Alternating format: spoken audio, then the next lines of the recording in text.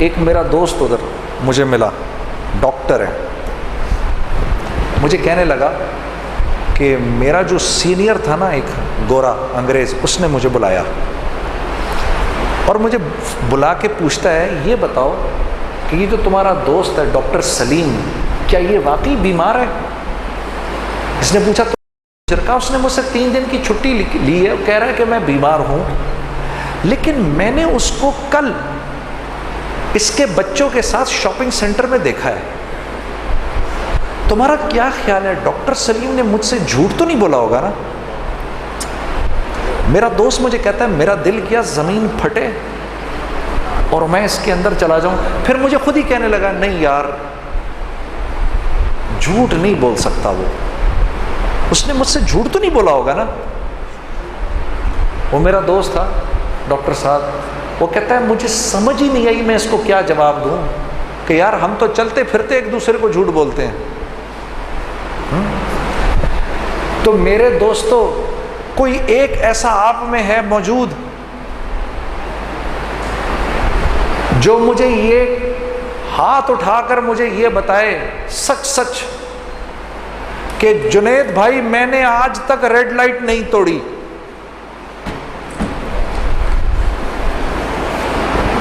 ہے آپ میں کوئی ایسا؟ اس کا مطلب ہے سارے ہی جھوٹے ہیں۔ ہاں، آپ کی میری تبلیغ کس کام کی؟ کوئی ایک ہے؟ سنو میری بات غور سے، میری بات غور سے سنو ذرا۔ ان کے ریڈ لائٹ کا مطلب کیا ہوتا ہے؟ ریڈ لائٹ کا مطلب یہ ہے تم اب رک جاؤ، اب نکلنے کا حق اس کا ہے، ابھی تم رک جاؤ کیونکہ اب نکلنے کا حق اس کا ہے، تمہارا نہیں ہے۔ وہاں اگر آپ ایک ریڈ لائٹ توڑ دیں اور وہ بات آپ کے ریکارڈ پر آ جائے، 7 ملک ایسے ہیں جو آپ کو اپنے ملک میں گھسنے نہیں دیں گے۔ کیا سمجھے؟ دنیا کی خلافت میرے ہاتھ میں ہوگی کہ ان کے ہاتھ میں؟ اللہ خلافت کس کے ہاتھ میں دے گا؟